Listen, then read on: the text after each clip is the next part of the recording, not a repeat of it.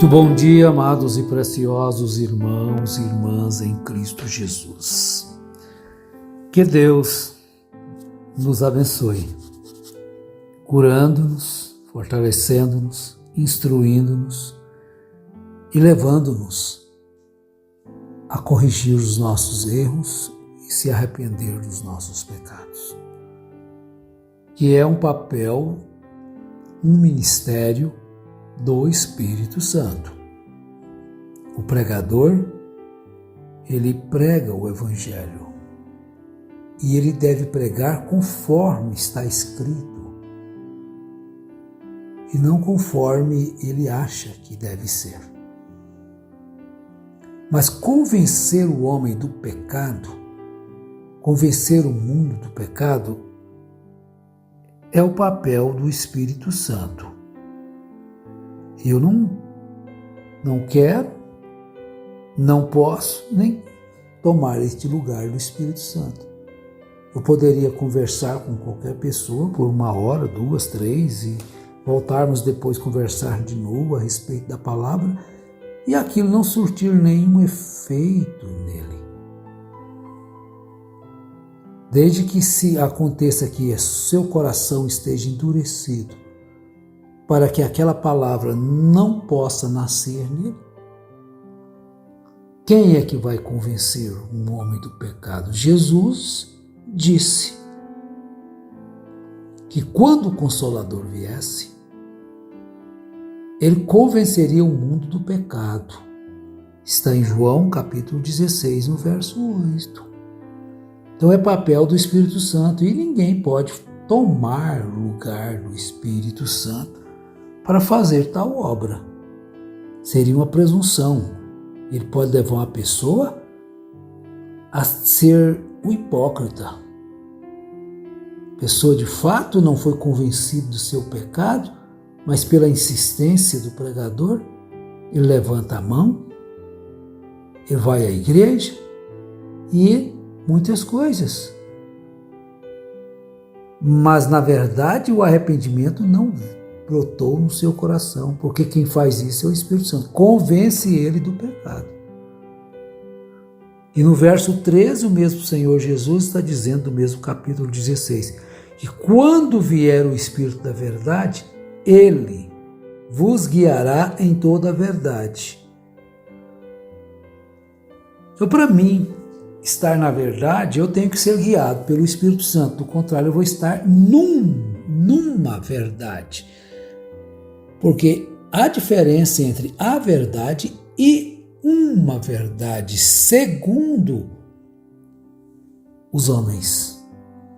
Notemos isso, que é necessário que nós demos lugar ao Espírito para que ele nos convença do pecado e assim então vir a manifestação do arrependimento em nossas vidas.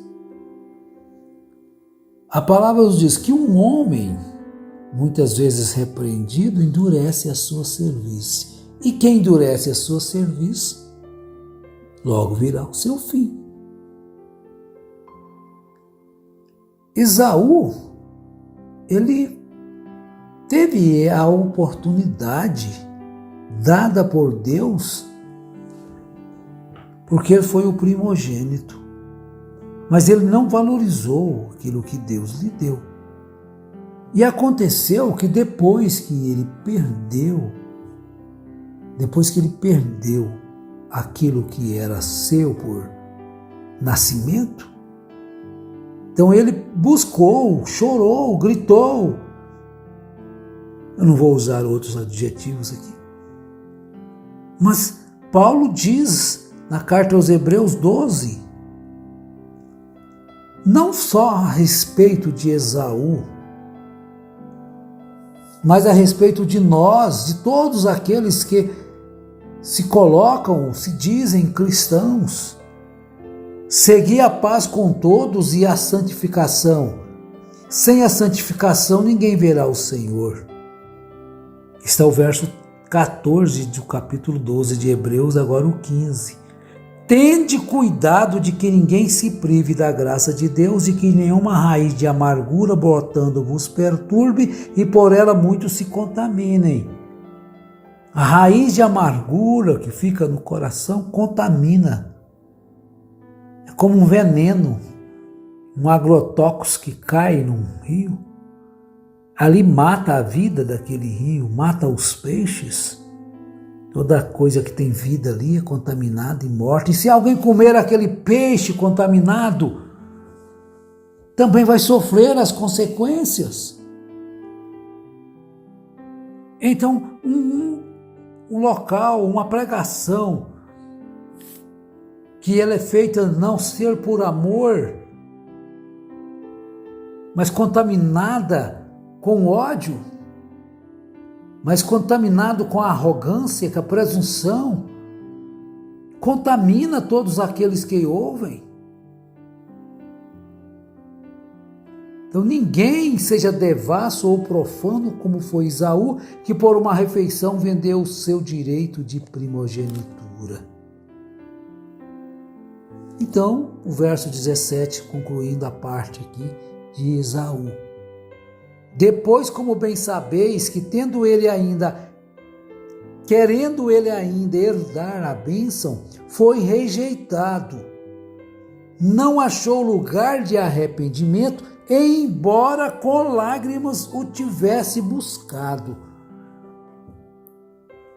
Porque ele perdeu, passou do limite. De tanto, ele sabia muito bem o que aquilo significava para ele. Em Hebreus 3:8, também 4:8, Paulo nos diz: se hoje ouvirdes a voz do Espírito, não endureçais os vossos corações. Porque a pessoa endurece contra Deus, e Deus então endurece o coração dele, e depois você pode pregar quantas vezes forem. E aquilo não vai fazer com que ele seja convencido do seu erro. Em Apocalipse capítulo 2, quando está se tratando ali a carta à igreja da cidade de Tiatira, não uma suposta era de Tiatira, mas a igreja de Tiatira. E tudo que está escrito na Bíblia, para aquelas pessoas que viviam naquele dia, também é válido para mim hoje, para nós hoje. Então a advertência para aqueles irmãos é a mesma para hoje. Não foi só para eles. Mas tenho contra ti que toleras a Jezabel, mulher que se diz profetiza, com o seu ensino ela engana os meus servos, seduzindo-os a se prostituírem e a comerem das coisas sacrificadas aos ídolos. Dei-lhe tempo para que se arrependesse da sua imoralidade, mas ela não quer se arrepender. Ao tempo do verbo. Aí, como não há o arrependimento, porque o Espírito Santo não convence a pessoa que ele está errado, que deve acertar, pedir perdão, então não se arrepende. Então aí vem as consequências, aí vem o juízo. Então, quando se está colhendo o juízo, é por que está colhendo o juízo? É porque uma coisa segue a outra. Se o Espírito Santo fala aos corações e o seu coração não recebe a palavra e você permanece naquele erro, endurece o seu serviço para não conhecer a verdade, se tranca para não conhecer a verdade, então você vai continuar na sua idolatria, no seu erro, na sua prostituição. E quando vem o juízo? Aí é a consequência do erro. Então aquilo já está determinado. Agora nós encontramos também no primeiro livro de Samuel, no capítulo 2, uma história. A história da impiedade dos filhos de Eli, filhos do sacerdote. E a Bíblia diz que eles eram filhos de Belial e não conheciam o Senhor. Quantas pessoas hoje pregam o Evangelho e não conhecem o Senhor, porque não conhecem a sua palavra, não obedecem a sua palavra, é o mesmo que não conhecer o Senhor. Então eles eram ímpios, embora sendo filhos de sacerdotes, do sacerdote ali. Então eles tinham um costume errado, que escandalizava os princípios éticos, morais da lei de Deus, deixada por Moisés. E a Bíblia diz que aquele pecado era muito grande. Vocês podem ler aí do verso 12, você pode ler até o verso 25, nós não vamos ler todo o conteúdo. Diz assim no verso 17: era muito grande o pecado destes moços perante o Senhor, pois desprezavam a oferta do Senhor. Eles desprezavam a oferta do Senhor. Então as pessoas hoje estão desprezando a oferta de Deus da mesma forma. A oferta de Deus é seu Filho Jesus, trocando-o por ídolos humanos, ídolos humanos. Quando você diz que você tem que aceitar o profeta, senão você não vai ser salvo, você está trocando o Salvador Jesus Cristo, que derramou o seu sangue na cruz, ressuscitou ao terceiro dia, por um homem. Veja bem o que isso representa. Trocam Cristo por qualquer outra coisa. Agora, e Eli já era muito velho, ouvia tudo o que seus filhos faziam a todo Israel e de como tinham relações com as mulheres que serviam à porta da tenda da congregação. Então eles cometiam pecado, o seu pecado era grande, a imoralidade sexual. Nós estamos vendo líderes religiosos famosos caindo na imoralidade do pecado sexual e manchando o Evangelho, e eles não acham lugar para se arrepender. O que isto? Não se arrependem, não pedem perdão, querem manter suas posições e muitos escondidos. Querem manter escondido, pagam para manter aquilo em segredo. Então Eli começou a lhes dizer: por que fazeis tais coisas? Ouço de todo este povo os vossos malefícios. Não, filhos meus, não é boa a vossa fama, o que ouço entre o povo do Senhor. Agora veja o verso 25, muito especial. Pecando o homem contra o próximo, quem vai trazer o juízo para fazer? Os juízes o julgarão. Pecando, porém, o homem contra o Senhor, quem intercederá por ele? Então, se você refuta o Espírito Santo, refuta as verdades da Bíblia, para seguir com um evangelho acrescentado, tirado, criado em quatro paredes por líderes religiosos, você está pecando contra quem? Contra a palavra. E a palavra é Deus.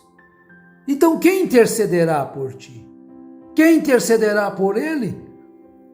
Mas acontece que não deram ouvidos à voz de seu pai. Por quê? Porque o Senhor os queria matar. Porque chega ao ponto que não tem mais recursos. O seu coração se endurece depois de muitas vezes repreendido, a instrução da palavra sendo ministrada. Busque ao Senhor enquanto se pode achar, antes que seja tarde, antes que o juízo já esteja operando. Porque não deixe se enganar que não haverá um juízo, um julgamento. Todos hão de comparecer perante o Senhor para responder por aquilo que fizeram no corpo. Ah, mas isso aí foi pecado só no corpo, mas o que causou este pecado? O que causou de escândalo para o Evangelho? O que tem causado de escândalo para o Evangelho? Pensem sobre isso, é sério, gente. Então a palavra diz: todo aquele que profere o nome do Senhor aparte-se da iniquidade. Aparte-se da iniquidade.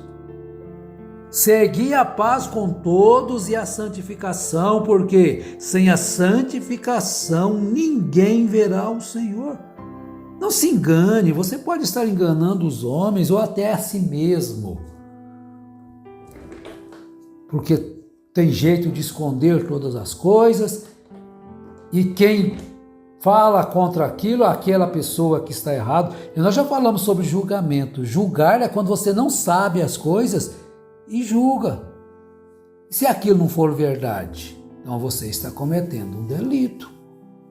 Mas quando se é verdade, você está denunciando o pecado para que haja um convencimento através do Espírito Santo, para que haja um arrependimento e um acerto daquilo que foi feito errado. Isso, assim, é obra do Espírito Santo. Mas o Espírito Santo levanta alguém e proclama para aquilo. Aí as pessoas ficam irados, com raiva, passam a odiar a pessoa que denuncia aquele pecado. Aquele pecado, se não for consertado, ele é para a morte. Mas se houver um arrependimento, um convencimento pelo Espírito Santo e retroceder do seu erro, ele se torna para a vida. Porque há pecados, como diz João, que é para a morte. Para esse eu não digo que orem pedindo para essa pessoa, mas há pecados que não é para a morte e outros para a morte. Então, meus irmãos, que Deus, na sua infinita graça, nos oriente, nos dê entendimento e oremos ao Senhor e busquemos dele esse entendimento para estarmos de acordo com a palavra. Em nome de Jesus Cristo. Amém.